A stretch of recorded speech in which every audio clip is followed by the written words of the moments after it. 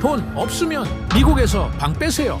트럼프의 폭탄 발언에 세계가 발칵 뒤집혔습니다. 조선업 부활을 꿈꾸며 한국의 기술을 통째로 강탈하려 했던 미국, 비자 수수료 100배 인상을 무기로 한국의 핵심 기술 100% 이전을 요구했죠. 하지만 바로 그때 대한민국의 반격이 시작됐습니다. 미국의 협박에 굴복이 아닌 즉시 철수를 통보한 겁니다. 한국의 핵심 인력 42명이 하루 만에 미국을 떠났고 1,500억 달러짜리 조선소는 폐허로 변해버렸죠. 한국의 반격에 백악관은 패닉에 빠졌고 도저히 상황을 수습할 수 없던 미국은 결국 한국의 고개를 숙일 수밖에 없었습니다. 도대체 무슨 일이 벌어진 걸까요? 갑질하던 미국이 하루 만에 굴복한 이유, 지금 시작합니다. 1,500억 달러요. 1,500억. 이건 협상이 아니라 통보입니다. 맥컬럼 장관이 테이블을 내리치며 고함을 질렀습니다. 회의실 유리벽이 흔들렸어요. 좌중이 일순간 얼어붙었죠.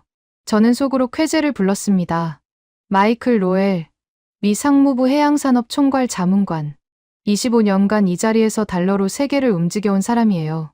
그날은 제 커리어 최고의 날이 될 예정이었습니다. 한국 하나오션의 핵심 기술을 통째로 가져오는 마스가 프로젝트.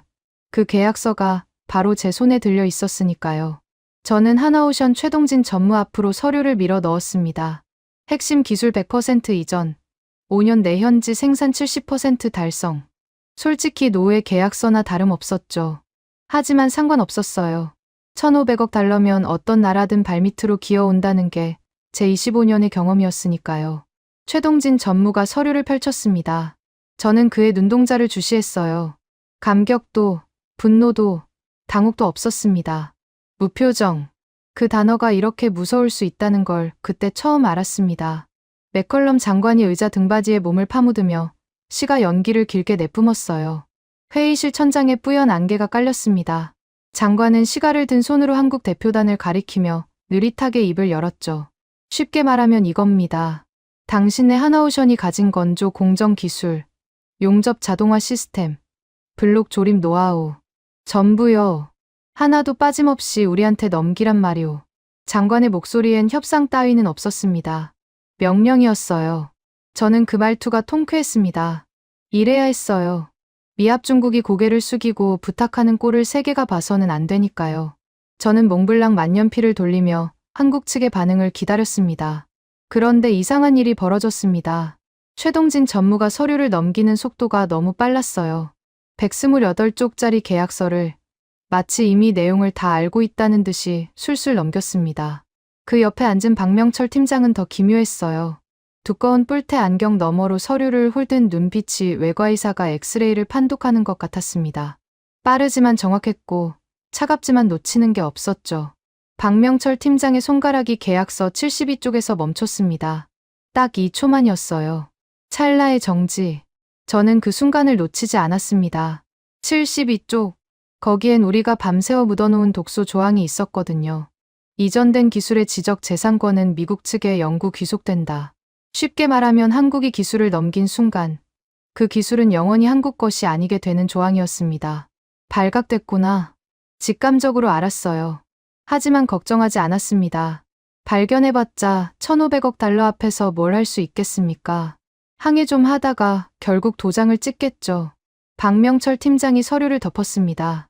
비웃음도, 한숨도, 항의도 없었어요. 그냥 덮었습니다. 그 담담함이 오히려 제 심기를 건드렸어요. 반응이 있어야 대응을 하죠. 아무 반응이 없는 상대에게는 다음 수를 꺼낼 타이밍조차 잡히지 않았습니다. 바로 그때 제 왼쪽에서 데이비드 첸이 입을 열었습니다. 필라델피아 해군 조선소 수석 엔지니어, 30년 넘게 현장에서 뼈가 굵은 기술자였어요. 자문관님, 한 말씀 드려도 되겠습니까? 하나오션의 건조 공정은 단순한 기술 매뉴얼이 아닙니다. 수십 년간 현장에서 사람과 사람 사이에 축적된 시스템이에요. 서류로 옮긴다고 복제가 되는 성질의 것이 아닙니다. 첸의 말은 정확했습니다. 기술적으로 틀린 부분이 하나도 없었어요. 하지만 그게 문제였죠. 지금 이 자리에서 필요한 건 기술적 정확성이 아니라 정치적 추진력이었으니까요. 저는 테이블 밑으로 첸의 정강이를 걷어찼습니다.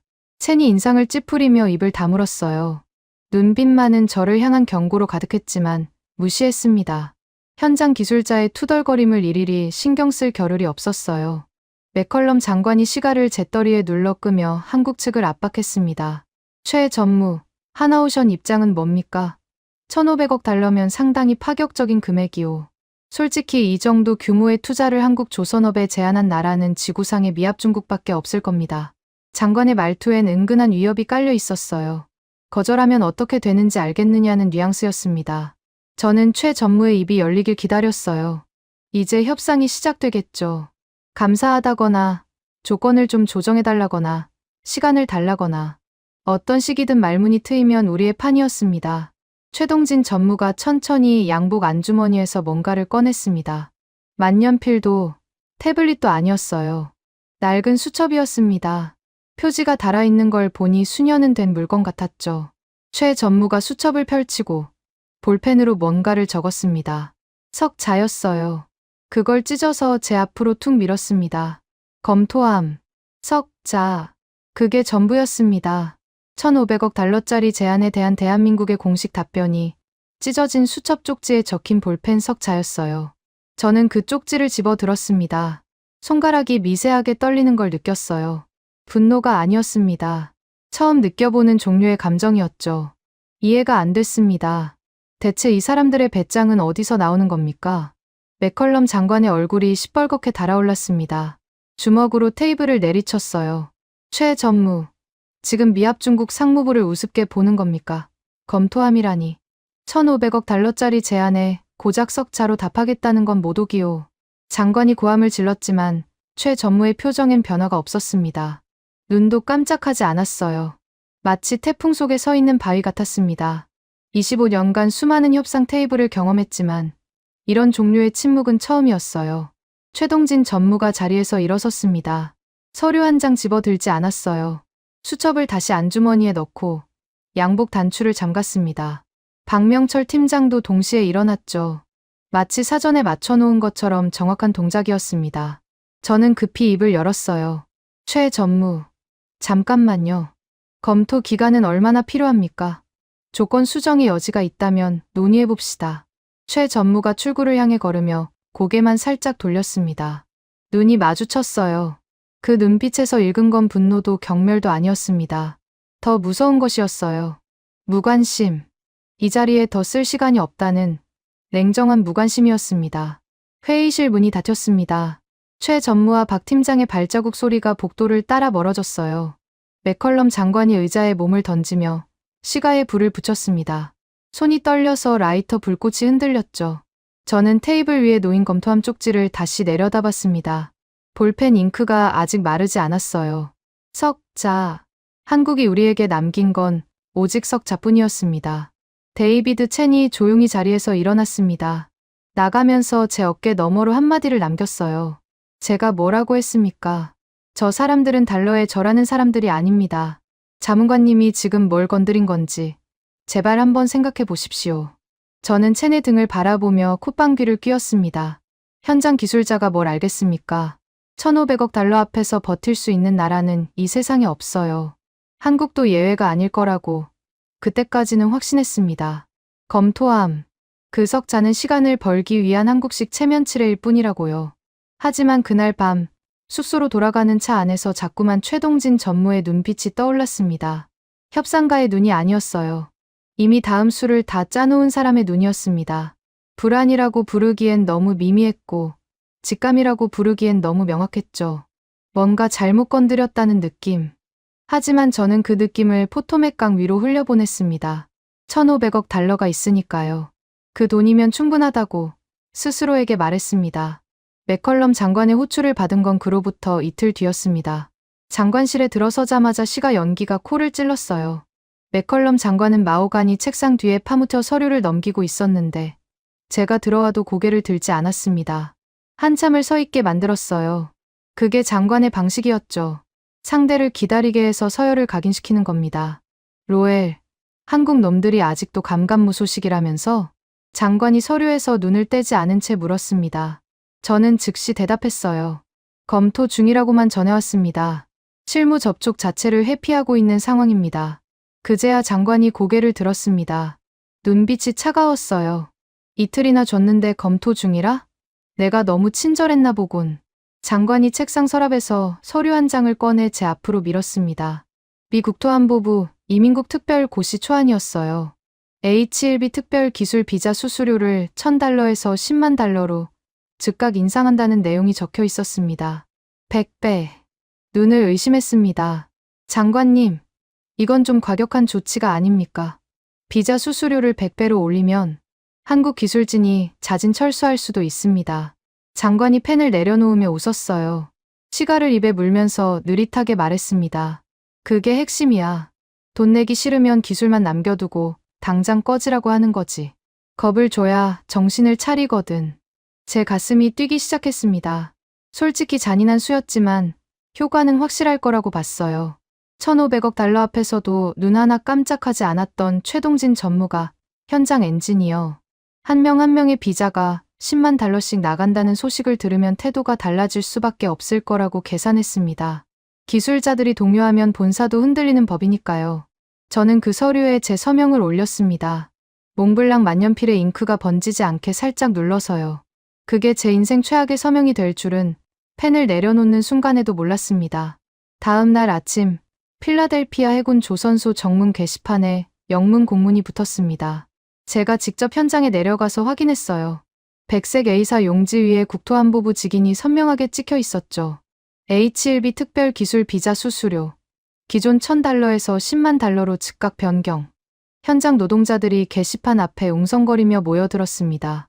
존 스텔리가 제일 먼저 환호했습니다. 필라델피아 조선소 현장 노조위원장. 덩치 큰 백인 노동자였어요. 작업복 소매를 걷어붙인 채 동료들 사이를 돌아다니며 등을 두드렸습니다. 드디어 됐어. 외국인들이 우리 일자리를 빼앗던 시대가 끝났다고. 한국인들 비자 수수료 10만 달러래. 10만. 이제 이 도크는 미국인의 손으로 돌아간다. 스텔리의 환호에 미국 노동자 몇몇이 박수를 쳤어요. 저는 그 광경을 보며 입꼬리가 올라갔습니다.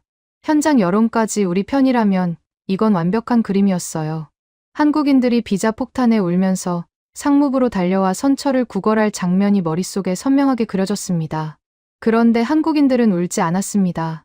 항해 피켓을 들지도 상무부에 탄원서를 넣지도 않았어요. 그날 저녁 필라델피아 외곽 한국기술진 숙소 단지에서 이상한 움직임이 포착됐다는 보고를 받았습니다. 현장 보안 담당자가 다급한 목소리로 전화를 걸어왔어요. 자문관님, 한국 엔지니어들이 짐을 싸고 있습니다. 짐을 싼다고요? 처음엔 의미를 제대로 파악하지 못했습니다. 비자 수수료가 부담스러우니 짐을 싸서 상무부 앞으로 시위하러 오는 거라고 생각했어요. 그게 상식적인 반응이니까요. 부당한 처우에는 항의하는 게 정상입니다. 시위를 하면 언론이 주목하고 그러면 우리가 관대하게 한 발 물러서는 시나리오까지 다 짜놓았습니다. 하지만 보안 담당자의 다음 한마디가 그 시나리오를 산산조각 냈어요. 시위가 아닙니다. 귀국 짐입니다. 여행 가방에 개인 물품을 정리하고 있어요. 공구함도 챙기고 있습니다. 수화기를 잡은 손에 힘이 들어갔습니다. 귀국, 항의도 없이. 저는 급히 자리에서 일어나 현장으로 내려갔어요. 직접 눈으로 봐야 했습니다. 숙소 단지에 도착했을 때 한국 엔지니어들은 조용히 움직이고 있었습니다. 소리를 지르는 사람도 눈물을 흘리는 사람도 없었어요. 마치 정해진 절차를 밟듯 짐을 개고 가방을 닫고 방 열쇠를 반납하는 모습이 일사불란했습니다. 분노조차 보이지 않는 그 질서정연함이 저를 불안하게 만들었어요. 사람이 억울하면 소리를 지르는 법입니다. 분통을 터뜨리는 게 정상이에요. 그런데 이 사람들은 감정 자체가 없는 것처럼 움직였습니다. 바로 그때 데이비드 첸이 숨을 헐떡이며 뛰어왔습니다. 작업복에 기름때가 잔뜩 묻어 있었어요. 현장에서 바로 달려온 게 분명했죠. 자문관님, 지금 무슨 짓을 한 겁니까? 저 사람들이 떠나면 우리 도크 내일부터 당장 멈춥니다.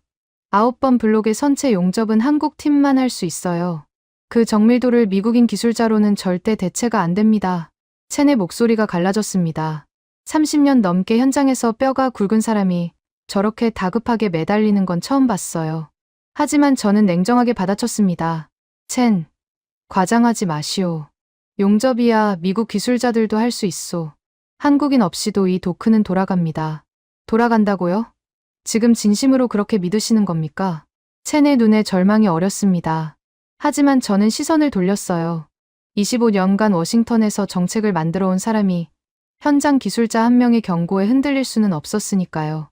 저는 채널 뒤로 하고 사무실로 돌아왔습니다. 의자에 앉자마자 최동진 전무에게 전화를 걸었습니다. 신호음이 3번 울린 뒤 연결됐어요. 최 전무, 비자건으로 연락드렸습니다. 상황이 다소 격해진 건 인정합니다만 해결책은 간단해요. 하나오션 측에서 엔지니어들의 비자 수수료를 일괄 대납하시면 됩니다. 미 상무부에서 행정 절차를 간소화해드리는 건 얼마든지 가능합니다. 저는 여유로운 목소리를 유지했어요. 당근을 흔드는 거였죠.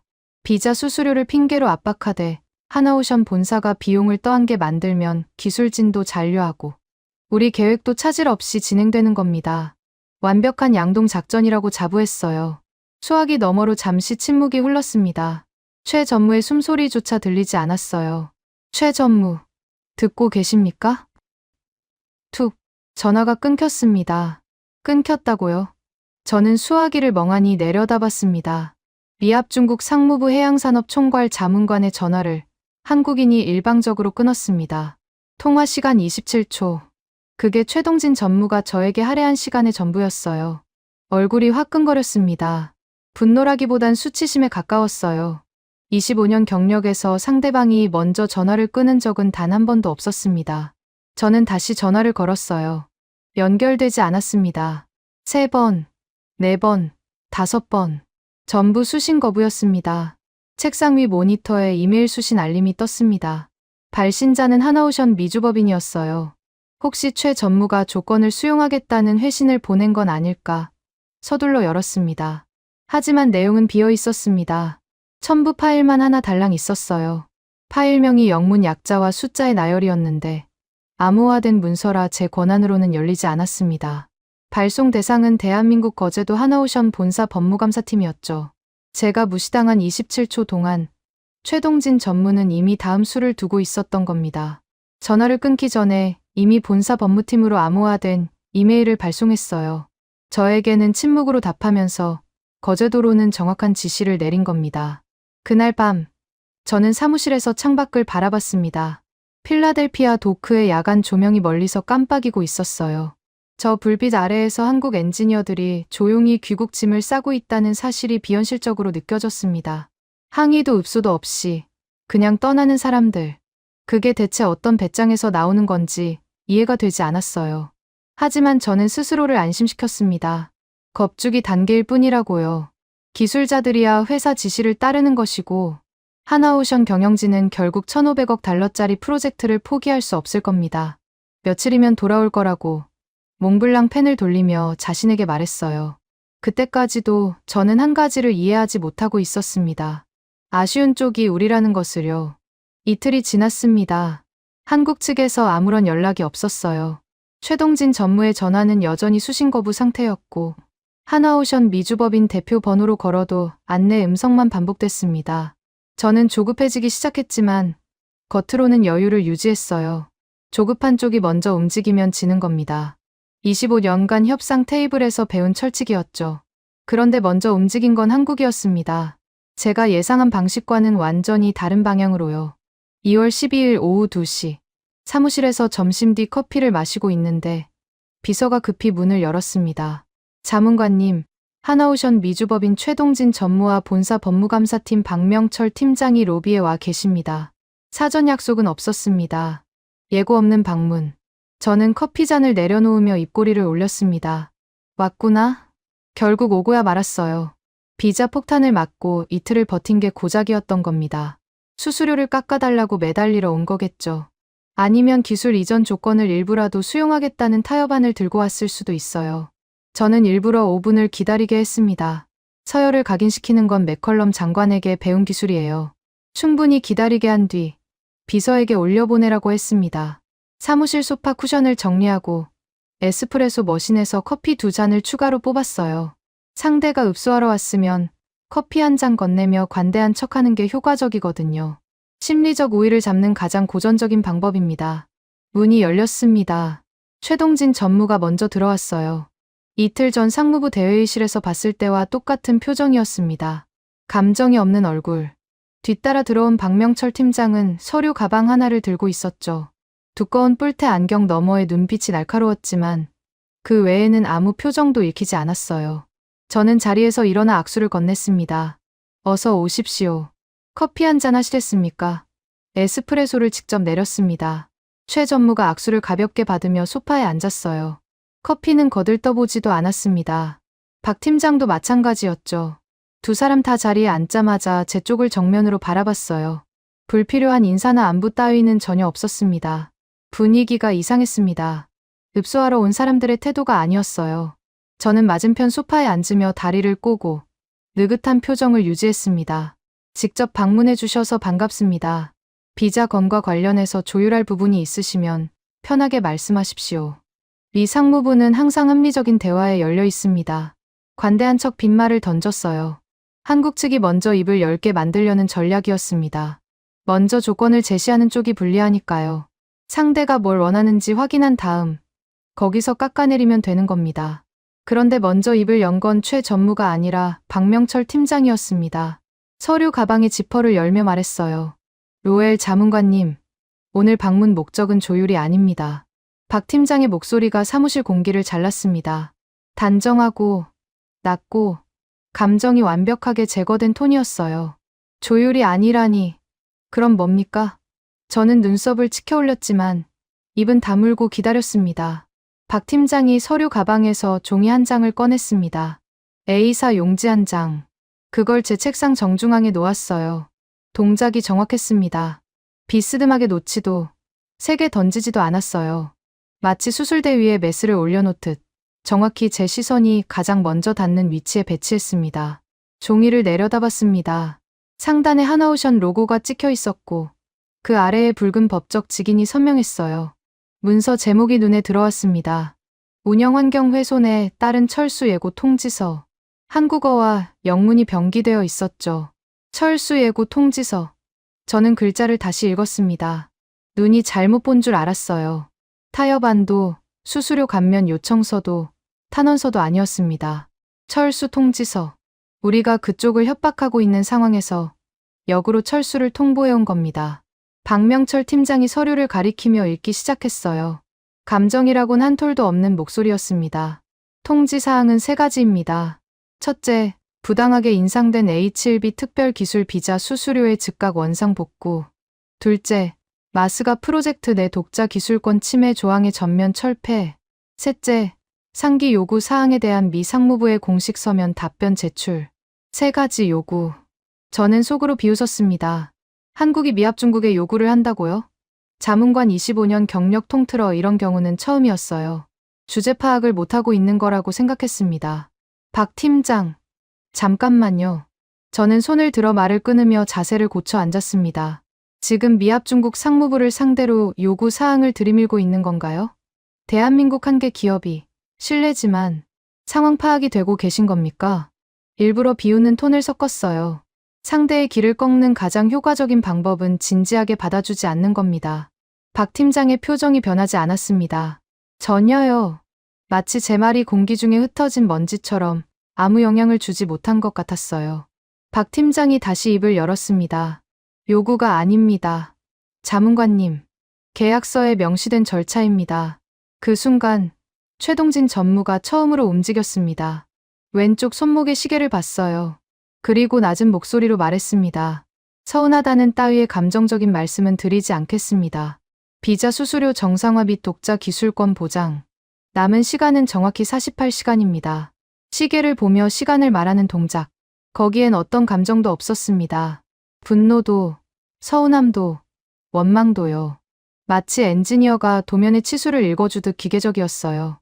그 기계적인 정확함이 등줄기를 훑고 내려갔습니다. 저는 코웃음을 쳤어요. 아니, 치려고 했습니다. 하지만 소리가 생각만큼 자연스럽게 나오지 않았어요. 최 전무, 48시간이라니 웃기는 소리 마시오. 어디 감히 미 연방정부에 시한을 걸겠다는 겁니까? 하나오션이 아무리 잘나봤자 대한민국 민간 기업 아닙니까? 최 전무가 제 눈을 똑바로 봤습니다. 호랑이 같은 눈이라고 누군가 표현한 적이 있었는데 이제야 그 의미를 알겠더군요. 위협하는 눈이 아니었어요. 이미 결정을 끝낸 사람의 눈이었습니다. 상대의 반응 따위는 변수가 아니라는 듯한 완결된 확신이 담겨 있었죠. 협박이 아닙니다. 자문관님, 최 전무가 담담하게 말했어요. 계약서 제4조 2항에 따른 정당한 절차입니다. 상대방의 부당한 운영 환경 훼손이 확인될 경우 핵심 인력의 자동 철수를 개시한다. 자문관님께서 직접 서명하신 조항이에요. 심장이 한 박자 멈칫했습니다. 제가 서명한 조항이라고요? 저는 급히 책상 위에 통지서를 집어들었어요. 하단을 훑었습니다. 근거 조항 안에 작은 글씨가 빼곡히 적혀 있었어요. 마스가 프로젝트 기본 계약서 제4조 2항 운영 환경 훼손에 따른 핵심 인력 자동 철수. 그리고 그 아래 위측 서명자란에 적힌 이름 마이클 로엘. 제 이름이었습니다. 제가 서명한 계약서에 들어있는 조항을 근거로 한국이 정당하게 철수 절차를 밟고 있는 거였어요. 제 무기가 제 목을 겨누고 있었습니다. 손끝이 차가워졌습니다. 통지서를 잡은 손가락에 힘이 풀리는 걸 느꼈어요. 하지만 내색할 수는 없었습니다. 이 자리에서 동요를 보이면 끝이에요. 이건 교섭의 여지가 있는 사안입니다. 48시간은 너무 짧아요. 최소한 2주일은 줘야 합리적인 검토가 가능합니다. 제 목소리가 미세하게 떨렸을 겁니다. 스스로 느낄 수 있었으니까요. 박명철 팀장이 서류 가방을 닫으며 자리에서 일어났습니다. 데드라인은 2월 14일 오후 2시입니다. 서면 답변이 접수되지 않을 경우 계약서 조항에 따라 자동 절차가 개시됩니다. 추가적인 구두 협의는 접수하지 않겠습니다. 접수하지 않겠다. 그 말이 가슴에 모처럼 박혔어요. 협상의 여지를 완전히 차단하겠다는 선언이었습니다. 저는 급히 입을 열었지만 최 전무와 박 팀장은 이미 문을 향해 걸어가고 있었어요. 돌아보지 않았습니다. 한 번도요. 문이 닫혔습니다. 사무실에 에스프레소 향과 정적만 남았어요. 제가 기선 제압용으로 내렸던 커피 2잔은 소파 테이블 위에서 식어가고 있었습니다. 손도 대지 않은 채로요. 저는 책상 위의 통지서를 다시 내려다봤습니다. 붉은 직인이 유독 선명했어요. 48시간 내 미조치 시 핵심 인력 즉각 철수 개시. 글자가 눈앞에서 아른거렸습니다. 2월 14일 오후 2시. 남은 시간은 정확히 48시간이었습니다. 저는 몽블랑 만년필을 집어들었다가 아무것도 쓰지 못하고 다시 내려놓았어요. 달러로 해결되지 않는 상황이 존재한다는 걸 25년 만에 처음으로 인정해야 할지도 모른다는 생각이 머릿속을 스쳤습니다. 하지만 그 생각을 받아들이기엔 제 자존심이 너무 컸어요. 48시간이면 충분합니다. 어떻게든 꼼수를 찾아내면 되는 거였어요. 이건 미합 중국이고 저는 마이클 로엘이니까요. 데드라인 24시간 전이었습니다. 2월 13일 오후 2시. 저는 맥컬럼 장관에게 긴급 보고를 올렸어요.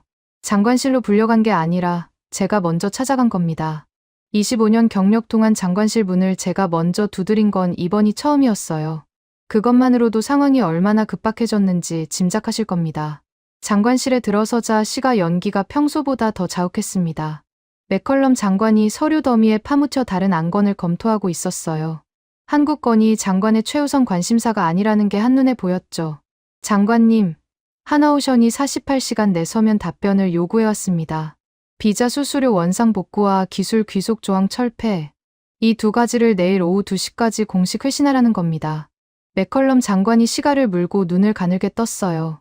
그래서?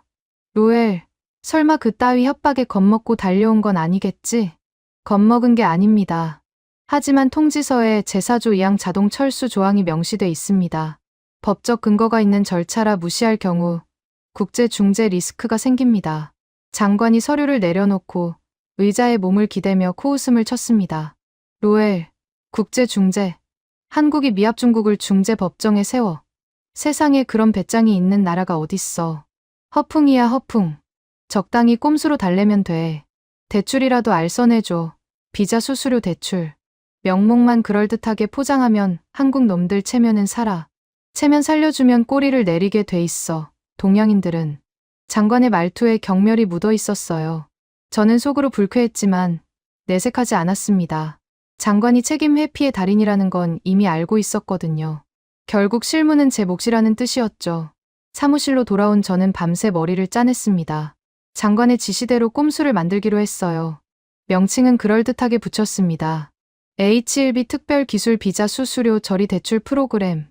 미 상무부가 지정한 금융기관을 통해 비자 수수료, 10만 달러를 3년 분할 상환 조건으로 대출해주겠다는 내용이었어요. 이자율은 연 3%. 숫자만 보면 나쁘지 않은 조건처럼 보였습니다. 하지만 본질은 달라진 게 없었어요. 비자 수수료 인상은 그대로 유지하면서 갚는 방식만 바꿔준다는 거였으니까요. 강도가 돈을 빼앗고 나서 할부로 갚아도 된다고 말하는 것과 뭐가 다릅니까? 저도 그걸 알고 있었습니다. 하지만 체면만 세워주면 한국이 수용할 거라는 맥컬럼 장관의 판단을 따르기로 했어요. 아직까지는 장관의 정치적 감각을 믿었습니다. 2월 13일 밤 11시 하나오션 미주법인 최동진 전무 앞으로 이메일을 발송했습니다. 제목은 상호 협력적 비자 비용 해결 방안이었어요. 발송 버튼을 누르고 모니터를 응시했습니다. 수신 확인 알림이 뜨길 기다렸어요. 상대가 이메일을 열어보면 자동으로 확인 표시가 뜨는 시스템이었거든요. 30분이 지났습니다. 확인 표시가 뜨지 않았어요. 1시간이 지났습니다. 여전히 미수신 상태였습니다.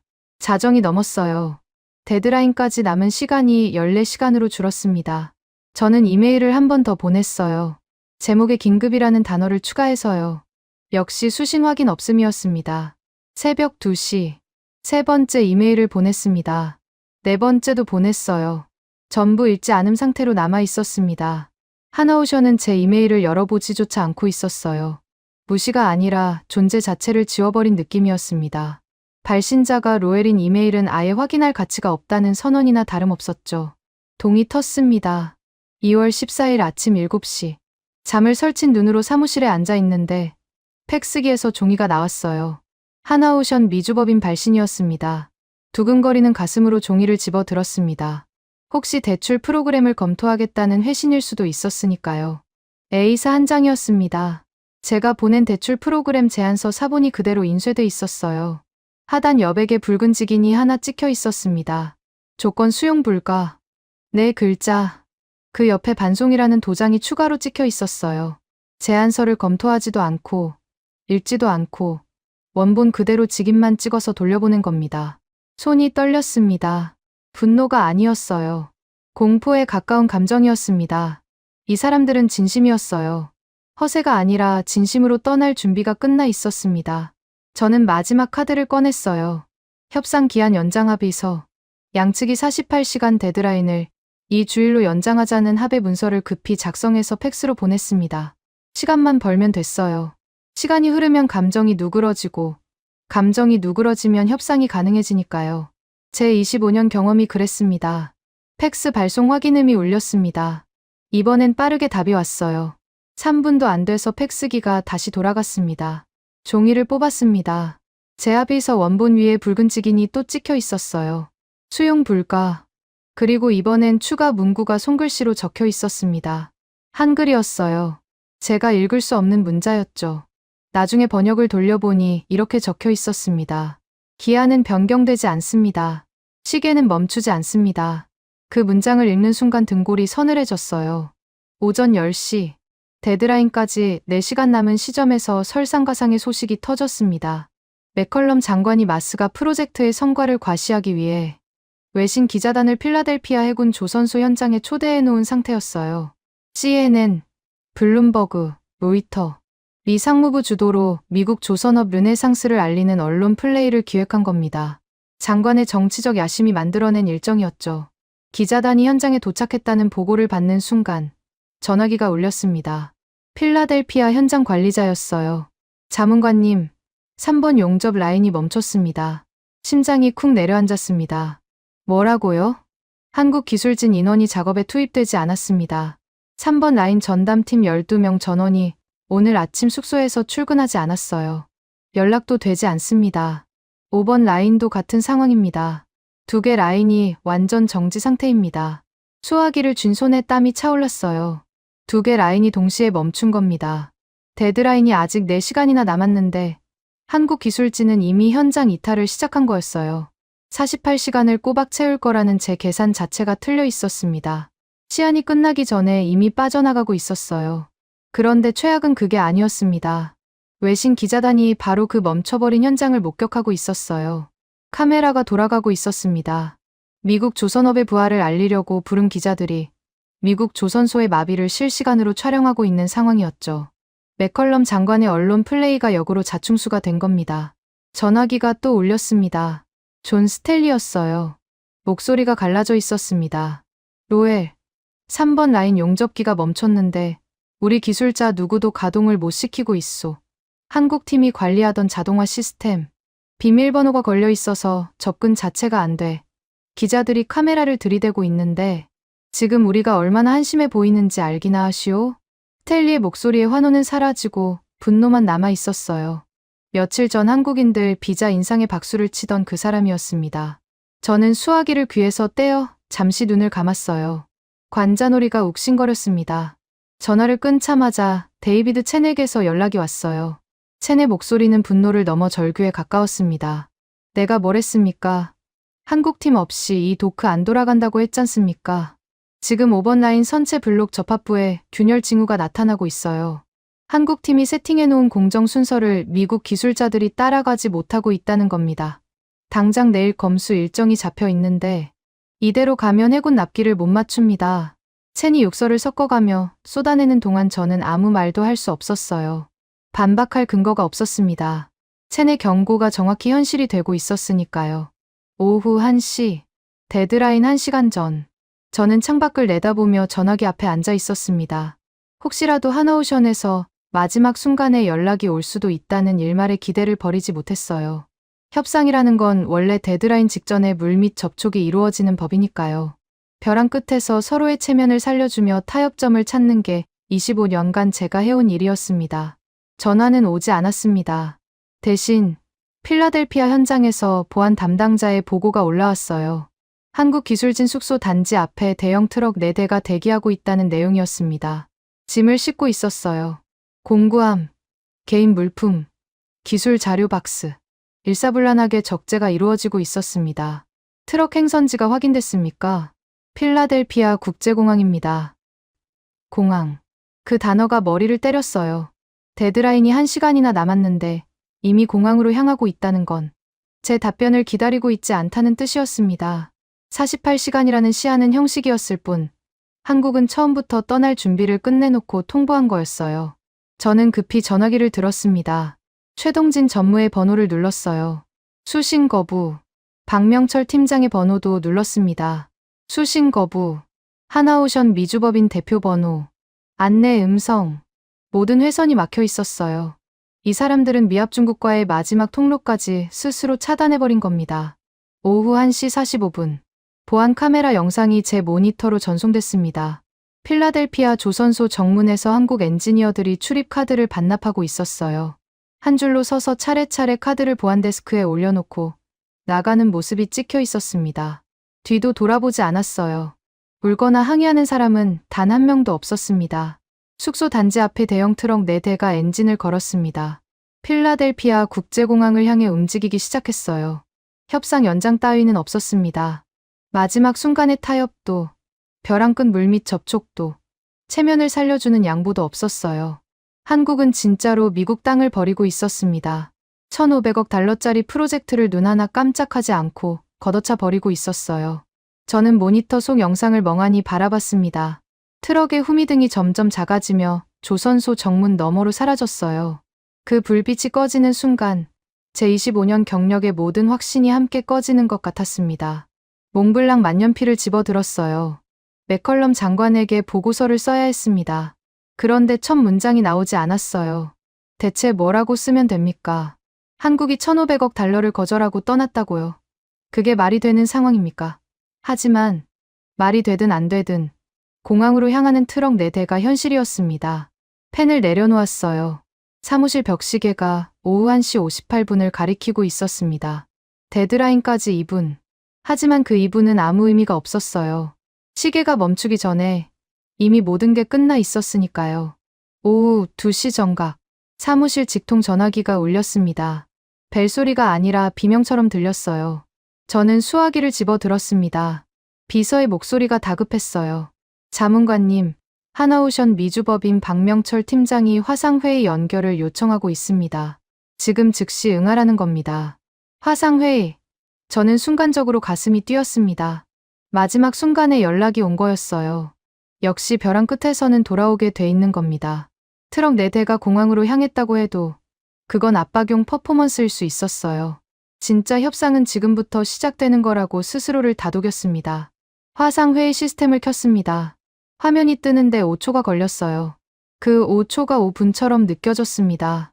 화면이 밝아지자 박명철 팀장의 얼굴이 나타났어요. 배경이 눈에 들어왔습니다. 사무실이 아니었어요.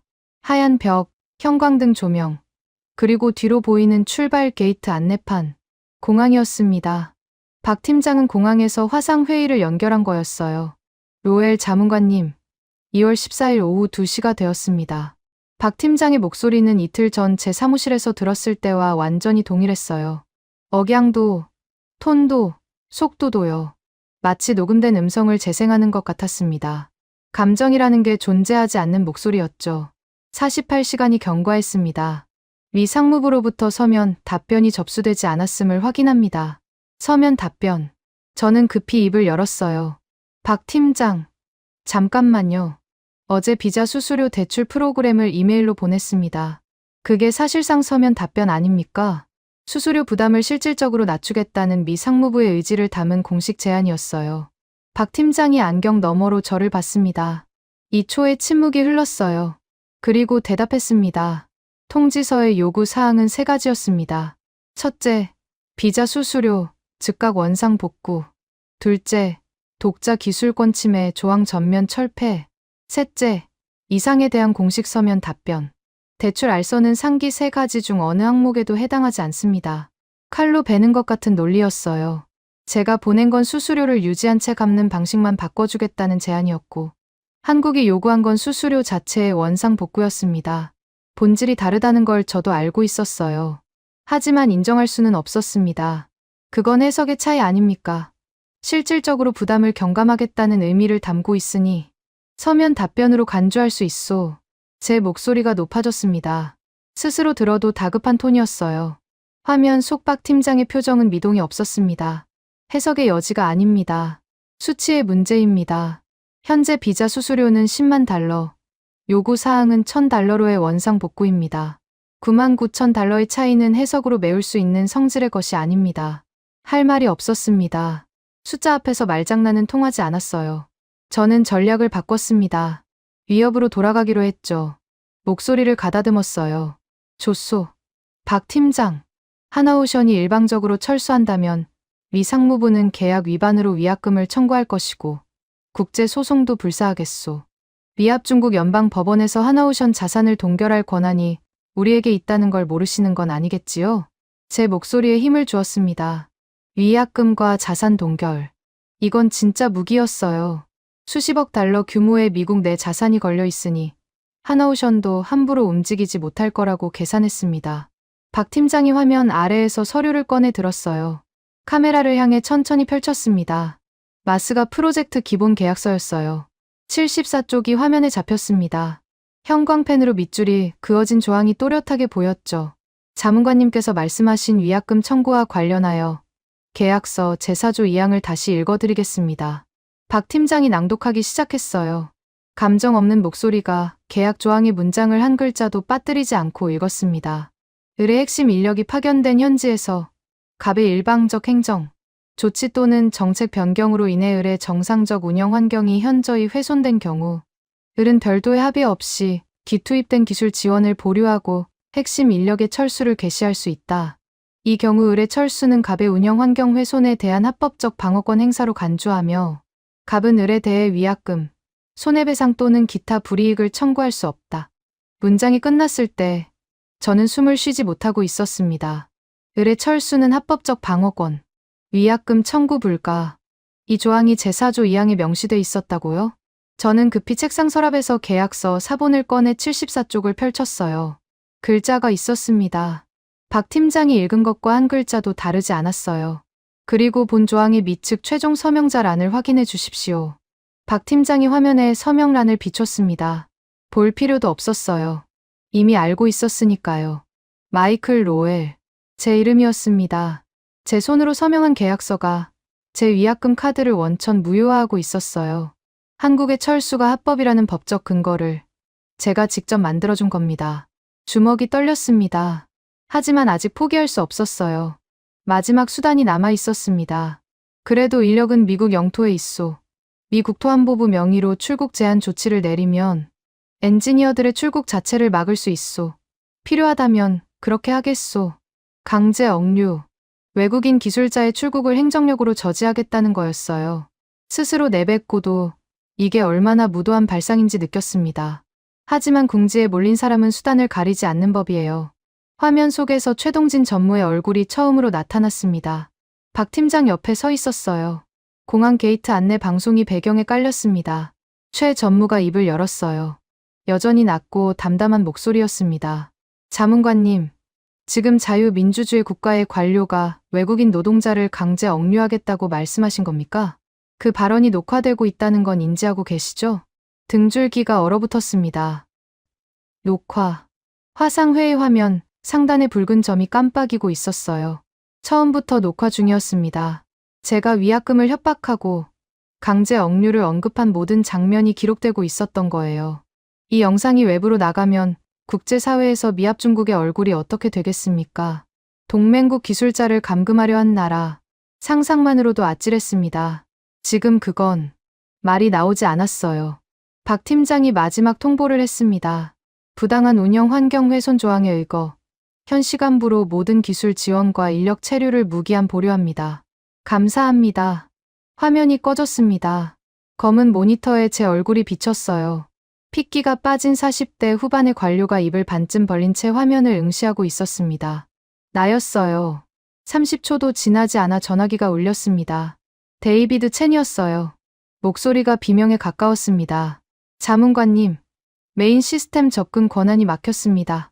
하나오션 서버에 연동돼 있던 건조 공정관리 프로그램, 자재 물류 시스템, 품질 검수 데이터베이스 전부요. 비밀번호가 바뀐 게 아니라 시스템 자체가 셧다운 됐어요. 접속 화면에 자동 암호화 처리 완료라는 문구만 뜨고 아무것도 할 수 없습니다. 수화기를 잡은 손에서 힘이 빠졌습니다. 서버 셧다운. 하나오션이 필라델피아 조선소에 구축해놓은 모든 기술 시스템이 원격으로 잠겨버린 겁니다. 사람만 빠진 게 아니었어요. 데이터까지 가져간 거였습니다. 사람이 떠나고 시스템이 닫히고 데이터가 암호화됐습니다. 48시간 전 제 책상 위에 놓였던 A사. 한 장짜리 통지서가 예고한 모든 것이 단 한 치의 오차도 없이 실행된 거였어요.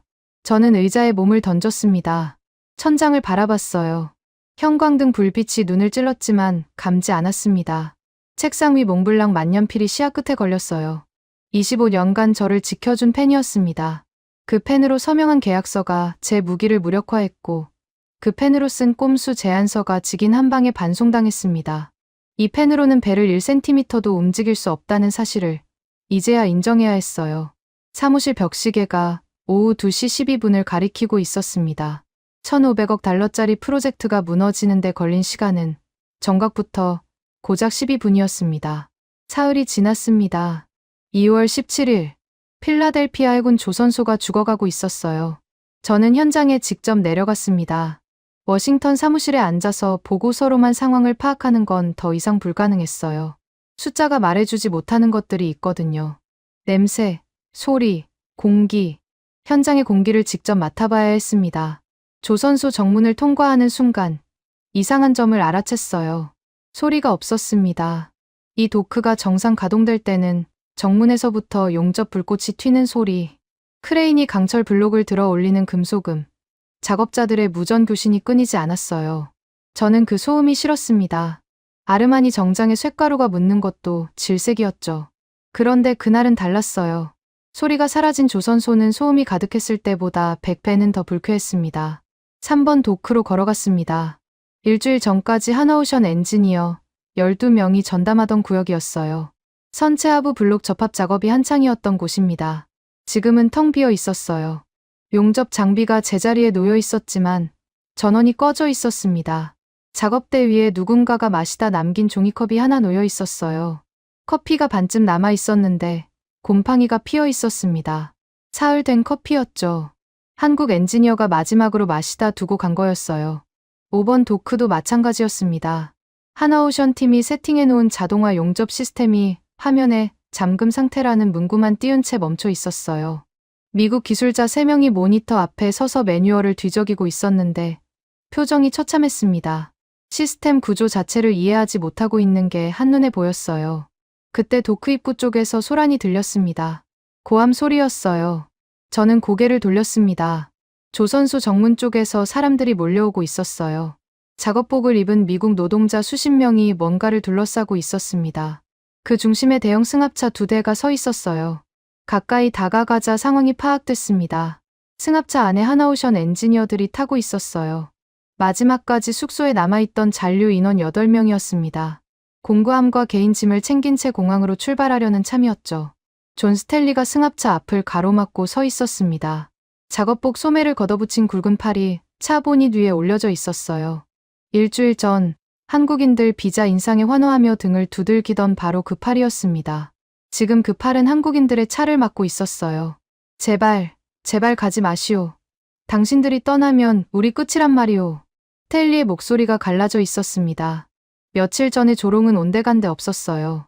노조원 서너 명이 스텔리 옆에 서서 차문을 잡고 매달렸습니다. 한 명은 눈이 벌겋게 충혈돼 있었어요. 승합차 운전석 창문이 내려갔습니다. 한국인 엔지니어 한 명이 얼굴을 내밀었어요. 40대 중반쯤 돼 보이는 남자였습니다. 안전모를 벗고 있었지만 작업복에는 아직 기름때가 묻어 있었어요. 어제까지 현장에서 일하다 온 거였죠. 스텔리를 바라보는 그 엔지니어의 눈빛이 기억에 남습니다. 분노도, 원망도, 조롱도 아니었어요. 그냥 담담했습니다. 마치 오래전에 예상한 일이 예상대로 벌어지고 있을 뿐이라는 표정이었어요. 엔지니어가 영어로 짧게 말했습니다. 미스터 스텔리, 일주일 전에 당신이 뭐라고 했는지 기억합니까? 외국인들이 당신 일자리를 빼앗는다고 했어요. 이제 당신 일자리 지키시면 됩니다. 우리 없이요. 창문이 올라갔습니다. 스텔리의 얼굴이 하얗게 변했어요. 노조원들이 차를 붙잡고 있었지만 보안 요원들이 다가와 사람들을 떼어놓았습니다. 승합차 2대가 천천히 정문을 빠져나갔어요. 뒤를 돌아보는 한국인은 아무도 없었습니다. 42명. 하나오션이 필라델피아에 파견했던 핵심 엔지니어의 전체 인원이었어요. 마지막 8명이 떠나면서 42명 전원의 철수가 완료된 겁니다. 공구함만 챙겨서요. 기술 매뉴얼도, 공정 데이터도, 시스템 접근 권한도 남기지 않았어요. 오직 자기 손에 든 공구함만 가지고 떠났습니다. 스텔리가 저를 발견한 건 그 직후였습니다. 승합차가 사라진 정문을 멍하니 바라보던 스텔리의 눈이 저를 향해 돌아왔어요. 시선이 마주치는 순간 스텔리의 표정이 바뀌었습니다. 절망에서 분노로 덩치 큰 남자가 성큼성큼 걸어왔어요. 저는 한 발 물러섰습니다. 스텔리가 제 양복깃을 잡았습니다. 주먹만 한 손이 아르마니 정장의 칼날을 구겨쥐었어요. 얼굴이 코앞까지 다가왔습니다. 기름때와 땀 냄새가 났어요. 당신이야, 노엘. 당신들의 그 알량한 탁상공론 갑질 덕분에 우리 노동자 7,000명이 내일부터 당장 길거리에 나앉게 생겼소. 7,000명. 가족까지 합치면 15,000이야. 당신이 그 사람들 밥을 먹여 살릴 거요? 스텔리의 침이 제 얼굴에 튀었습니다. 보안 요원들이 달려와 스텔리를 떼어놓았지만 그의 고함은 멈추지 않았어요. 정문 앞에 서 있던 노조원들이 하나둘 다가오며 제 쪽을 둘러쌌습니다. 눈빛이 전부 적대적이었어요. 일주일 전 같은 편이었던 사람들이 지금은 저를 둘러싸고 책임을 묻고 있었습니다. 저는 보안 요원들 틈으로 빠져나와 차에 올라탔어요. 손이 떨려서 시동 버튼을 3번이나 잘못 눌렀습니다. 백미러로 스텔리가 정문 앞에서 무릎을 꿇고 주저앉는 모습이 보였어요. 양손으로 얼굴을 감싸고 있었습니다. 조선소를 빠져나오며 도크 전체를 바라봤습니다. 겐트리 크레인 3대가 하늘을 향해 팔을 벌린 채 완전히 멈춰 서 있었어요. 일주일 전에는 철골 블록을 들어 올리며 쉴 새 없이 움직이던 크레인이었습니다. 지금은 녹슬기 시작한 철골 위로 갈매기만 앉아 있었어요. 쇳소리를 내며 멈춰선 크레인의 마지막 장면이 눈에 박혔습니다. 거대한 미국 해군의 심장이 멎는 소리가 저런 건가 하는 생각이 들었어요. 워싱턴으로 돌아오는 차 안에서 전화가 울렸습니다. 맥컬럼 장관이었어요. 수화기를 드는 순간 고막이 터질 뻔했습니다. 로엘, 이 무능한 자식아. CNN의 필라델피아 도크 정지 영상이 나갔어. 내가 불러놓은 기자들이 찍은 거라고. 내가 현장을 통제 못해서 이 꼴이 난 거야. 장관의 목소리에 공포가 묻어 있었어요. 정치꾼은 언론이 돌아서는 순간을 가장 두려워합니다. 장관이 쏟아내는 욕설 사이사이에 꼬리 자르기의 냄새가 났어요. 내일 브리핑에서 이건 현장 자문관의 소통 실패로 보고될 거야. 알아서 수습해. 내 이름은 빠지게 하고. 전화가 끊겼습니다. 예상한 대로였어요. 비자 수수료 인상을 지시한 건 장관이고 마스가 프로젝트의 강탈적 구조를 설계한 것도 장관이었습니다. 하지만 책임은 전부 제 몫이 되는 거였죠. 워싱턴의 법칙이에요. 성공하면 위가 가져가고 실패하면 아래가 뒤집었습니다. 사무실에 도착한 건 밤 9시였습니다. 불이 꺼진 상무부 7층에 혼자 앉아 노트북을 열었어요. 백악관 안보실에 상응 보고서를 올려야 했습니다. 키보드 위에 손가락을 올렸는데 첫 문장이 나오지 않았어요. 사실대로 쓸 수 없었습니다. 미 상무부의 비자 갑질로 하나오션 핵심 인력 42명이 철수했고 필라델피아 해군 조선소 가동률이 90%에서 40% 미만으로 수직 낙하했다. 이 문장이 백악관 책상 위에 올라가는 순간 제 경력만 끝나는 게 아니라 맥컬럼 장관까지 끌려 내려옵니다. 장관이 끌려 내려오면 저를 방패로 세울 거예요. 결국 모든 화살이 제게로 돌아옵니다. 저는 거짓을 썼습니다. 필라델피아 해군 조선소에서 일시적 공정 차질이 발생했으나 미측 기술 인력의 재배치와 공정 최적화를 통해 조기 정상화가 가능할 것으로 판단됨. 손가락이 떨렸어요. 일시적 공정 차질. 가동률이 반토막 난 걸 일시적이라고 쓰고 있었습니다. 조기 정상화 가능. 한국 엔지니어 없이 돌아갈 수 있는 시스템이 단 하나도 없는데 정상화가 가능하다고 쓰고 있었어요. 보고서를 발송하고 의자에 몸을 던졌습니다. 천장에 형광등이 꺼져 있어서 모니터 불빛만 얼굴을 비추고 있었어요. 데이비드 첸의 경고가 머릿속을 맴돌았습니다. 저 사람들 없으면 이 도크 당장 멈춘다. 첸 말이 맞았어요. 한 글자도 틀리지 않았습니다. 엔지니어 42명. 고작 42명이 빠져나갔을 뿐인데 1,500억 달러짜리 미국 해군의 거대한 심장이 멈춰버렸습니다. 달러로 살 수 없는 것이 세상에 존재한다는 걸 25년 만에 처음으로 제 몸으로 배우고 있었어요. 일주일이 지났습니다. 2월 20일. 상황은 수습되기는커녕 걷잡을 수 없이 번지고 있었어요. 그날 아침 출근길 차 안에서 라디오를 켰는데 심장이 멈추는 줄 알았습니다. CNN 앵커가 긴급 뉴스를 전하고 있었어요. 워싱턴 디펜스 저널의 세라 제킨스 수석 기자가 특종을 터뜨린 겁니다. 기사 제목이 라디오를 통해 또렷하게 들려왔어요. 미국의 치명적 오판, 동맹의 뒤통수를 치려다 세계 1위 조선 동맹을 통째로 잃다. 핸들을 잡은 손에 힘이 풀렸습니다. 차선을 벗어날 뻔했어요. 옆차가 경적을 울렸지만 귀에 들어오지 않았습니다. 앵커의 목소리만 또렷했어요. 제킨스 기자의 보도에 따르면 미 상무부가 한국 하나오션 기술진에 대해 비자 수수료를 100배 인상하는 사실상의 추방 조치를 단행했으며 이에 하나오션 핵심 엔지니어 42명이 전원 철수한 것으로 확인됩니다. 현재 필라델피아 해군 조선소의 가동률은 40% 미만으로 추락한 상태입니다. 제가 백악관에 올린 보고서에는 일시적 공정 차질이라고 썼습니다. 조기 정상화 가능이라고 거짓말을 했어요. 그런데 제킨스가 실제 수치를 공개해버린 겁니다. 가동률 40% 미만. 그 숫자가 전파를 타는 순간 제 거짓 보고서는 휴지 조각이 됐어요. 사무실에 도착하자마자 전화기가 미친 듯이 울렸습니다. 백악관 안보실, 국방부, 의회 군사위. 전부 같은 질문이었어요. 상무부가 한국 기술진을 쫓아냈다는 게 사실입니까? 필라델피아 도크가 정말 마비됐습니까? 저는 아무 전화도 받을 수 없었습니다. 받는 순간 거짓 보고의 책임이 즉각 확정되니까요. 제킨스의 기사를 노트북으로 열어봤습니다. 읽으면서 등에 식은땀이 흘렀어요. 기사의 구성이 잔인할 만큼 정교했습니다. 전반부는 멈춰버린 필라델피아 현장의 실태를 다뤘어요. 녹슨 크레인 사진, 텅 빈 도크, 시스템 잠금 화면 캡처까지 첨부돼 있었습니다. 데이비드 첸의 실명 인터뷰도 실려 있었어요. 첸이 42명 없이는 이 도크를 되살릴 수 없다고 증언한 내용이 그대로 인쇄돼 있었습니다. 하지만 진짜 치명타는 기사 후반부였어요. 제킨스가 필라델피아만 보도한 게 아니었습니다. 지구 반대편, 대한민국 거제도에서 벌어지고 있는 일을 교차 편집해 놓았어요. 거제도 하나오션 옥포 조선소의 항공 촬영 사진이 기사 중앙에 크게 실려 있었습니다.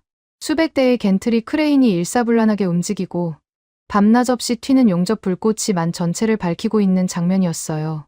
필라델피아의 죽은 도크와 거제도에 살아있는 도크. 두 장의 사진이 나란히 놓여 있었습니다. 기사의 마지막 문장이 비수처럼 꽂혔어요. 미국이 스스로 걷어찬 세계 최고의 기술진은 이미 새로운 고객을 만난 것으로 보인다. 새로운 고객이라니 무슨 의미인지 즉시 파악할 수 없었어요. 하지만 그 답은 오래 기다릴 필요가 없었습니다. 오전 11시 맥컬럼 장관에게서 호출이 왔어요. 장관실에 들어서자 장관이 테이블 위에 태블릿을 내동댕이 치며 고함을 질렀습니다. 로엘, 백악관이 발칵 뒤집혔어.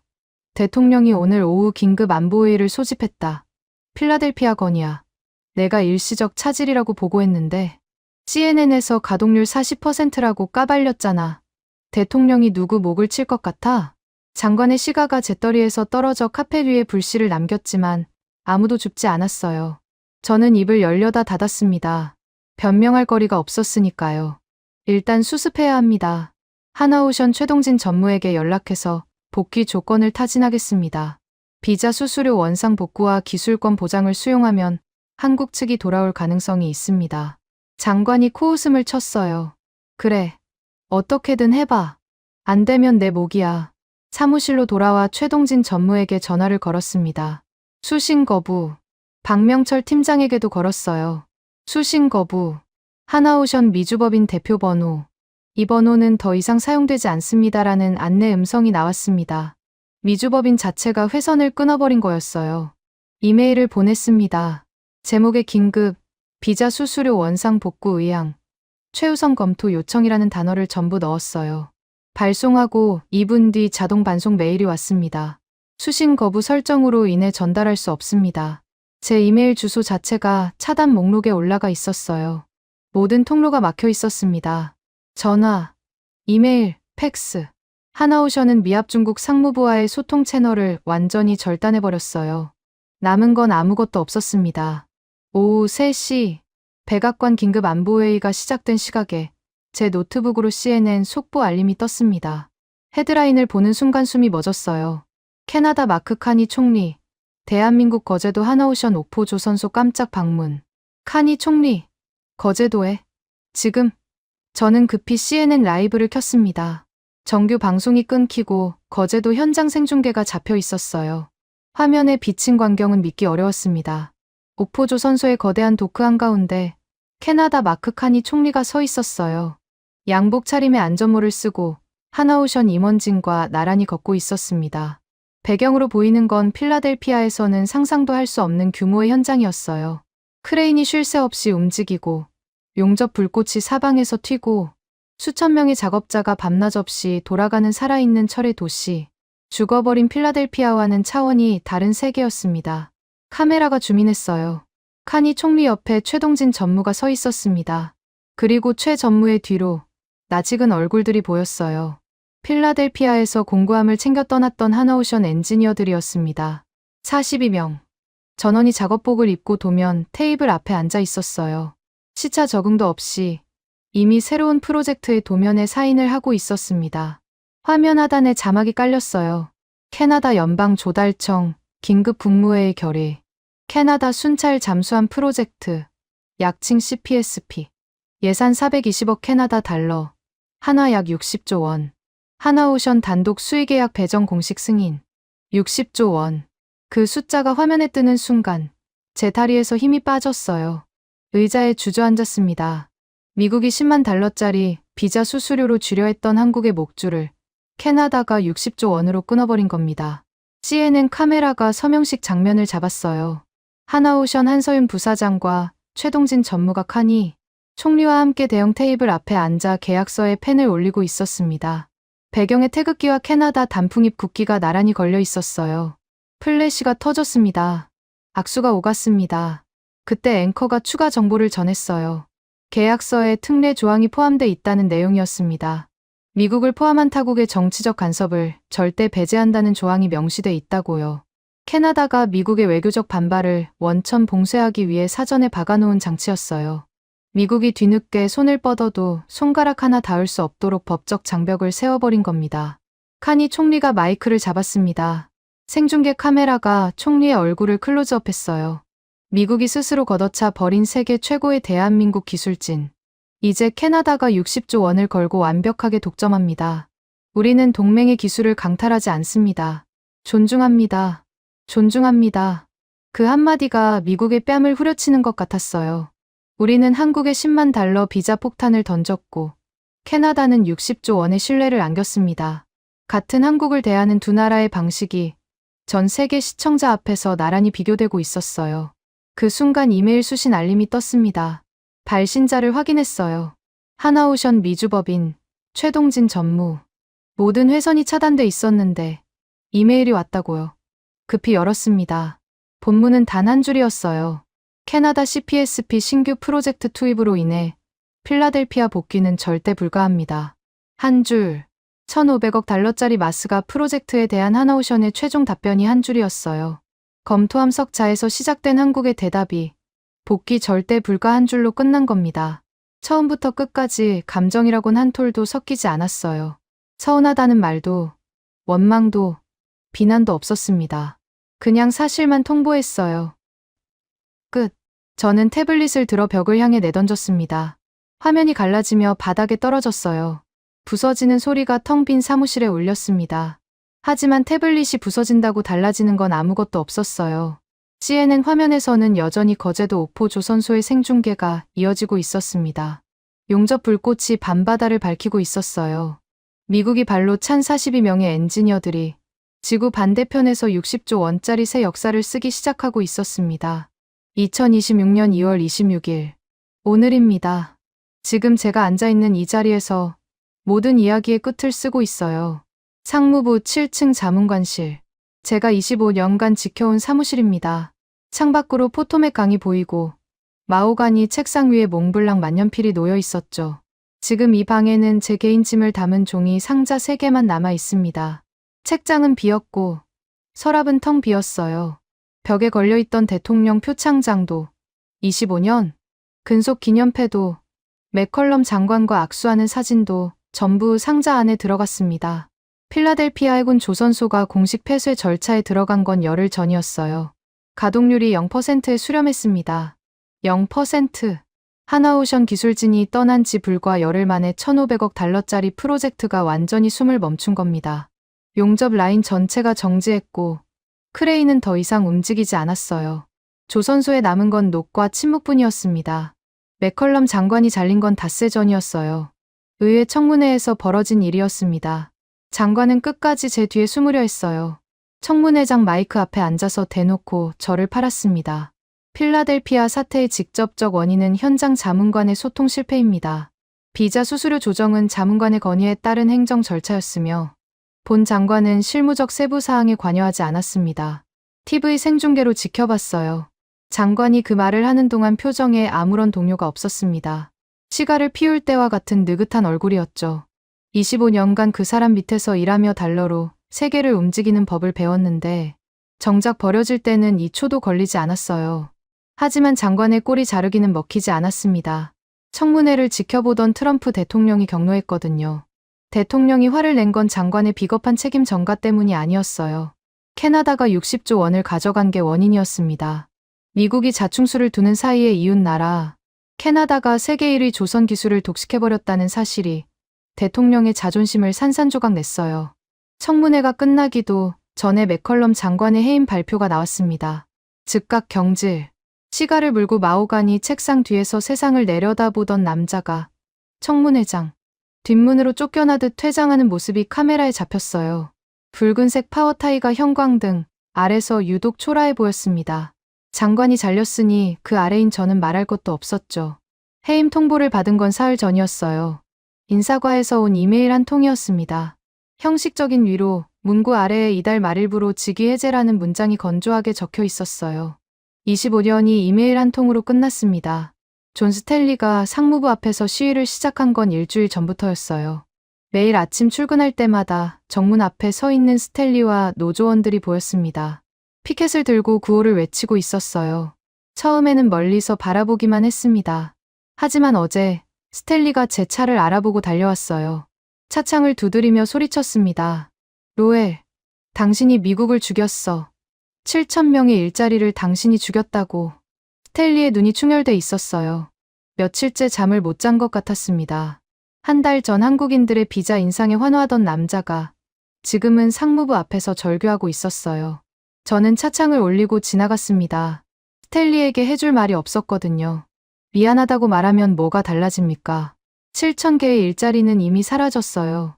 데이비드 첸이 찾아온 건 이틀 전이었습니다. 제 사무실 문을 노크도 없이 열고 들어왔어요. 30년 넘게 현장에서 일한 사람답게 얼굴에 피로가 잔뜩 묻어 있었습니다. 하지만 눈빛은 또렷했어요. 분노가 아니라 오랫동안 참아왔던 말을 마침내 꺼내려는 사람의 눈이었습니다.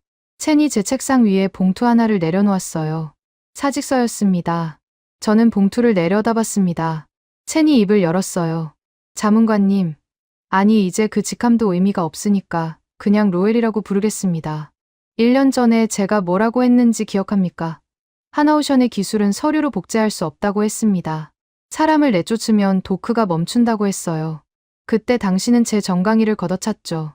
첸의 목소리가 잠시 떨렸어요. 하지만 곧 가라앉았습니다. 제 말이 맞았습니다. 한 글자도 틀리지 않았어요. 당신의 몽블랑 만년필과 아르마니 정장이 이 도크를 살릴 수 있다고 믿었습니까? 그 오만의 대가를 지금 치르고 있는 겁니다. 당신만이 아니라 7,000명의 노동자가 그리고 미합 중국 해군이 함께 치르고 있어요. 저는 아무 말도 하지 못했습니다. 반박할 수 없었어요. 사실이었으니까요. 첸이 돌아서며 마지막으로 한마디를 남겼습니다. 한 가지만 기억하십시오. 한국 사람들은 처음부터 끝까지 감정적인 말을 단 한마디도 하지 않았어요. 서운하다고도, 원통하다고도, 복수하겠다고도 안 했습니다. 그냥 계약서대로 했을 뿐이에요. 그게 얼마나 무서운 건지 당신은 마지막까지 이해하지 못한 거죠. 문이 닫혔습니다. 첸의 사직서가 책상 위에 놓여 있었어요. 25년간 저를 경고했던 유일한 사람이 마침내 등을 돌린 겁니다. 그리고 어제 마지막 뉴스가 터졌습니다. 미합 중국이 대한민국의 원자력 추진 잠수함 4척의 건조를 전격 승인했다는 속보였어요. CNN, 블룸버그, 로이터 전부 일제히 보도했습니다. 세계 어디에도 없는 원자력 잠수함 건조 허가를 미국이 한국에 스스로 내준 겁니다. 이유는 뻔했어요. 캐나다에 60조 원을 빼앗기고 필라델피아가 폐쇄되고 의회와 여론이 들끓는 상황에서 한국과의 관계를 더 이상 방치하면 태평양 동맹 구조 자체가 무너질 판이었으니까요. 원자력 잠수함 승인은 사과가 아니었습니다. 항복이었어요. 갑질로 동맹의 기술을 강탈하려다 완벽하게 실패한 미합 중국이 더 큰 것을 내주면서 관계를 복원하려는 몸부림이었습니다. 저는 그 뉴스를 보며 가슴이 텅 빈 느낌을 받았어요. 한국이 원자력 잠수함을 얻었다는 사실보다 미합 중국이 무릎을 꿇었다는 사실이 더 크게 다가왔습니다. 1,500억 달러와 10만 달러, 비자로 한국을 지배할 수 있다고 믿었던 나라가 결국 원자력, 잠수함이라는 최고의 선물을 바치며 꼬리를 내렸어요. 지금 제 앞에 달력이 놓여 있습니다. 2026년 2월 26일. 오늘 날짜에 동그라미가 쳐져 있어요. 제 마지막 출근일입니다. 내일부터 이 사무실은 다른 사람의 것이 됩니다. 몽블랑 만년필을 집어 들었습니다. 마지막으로 한 문장을 쓰려고요. 이 펜으로 한국의 기술을 강탈하는 계약서에 서명했고, 비자 수수료를 100배로 올리는 행정명령에 서명했고, 백악관에 거짓 보고서를 올렸습니다. 전부 이 펜으로 한 일이에요. 하지만 이 펜으로는 배를 1cm도 움직일 수 없었습니다. 용접 불꽃 하나 튀기지 못했어요. 크레인 하나 돌리지 못했습니다.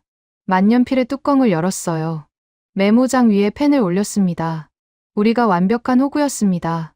알량한 권력으로 통제하려다 신뢰를 잃은 자는 결국 모든 것을 잃고 자멸하는 법이니까요. 펜을 내려놓았습니다. 잉크가 마르기를 기다렸어요. 마지막 문장이었습니다. 25년 경력의 마지막 문장이요. 종이 상자 3개를 들고 사무실을 나섰습니다. 복도에 아무도 없었어요. 엘리베이터 버튼을 누르고 기다렸습니다. 문이 열리기 전에 한 번 뒤를 돌아봤어요. 자문관실 문패가 아직 걸려 있었습니다. 마이클 로엘, 해양산업 총괄 자문관. 내일이면 떼어지겠죠.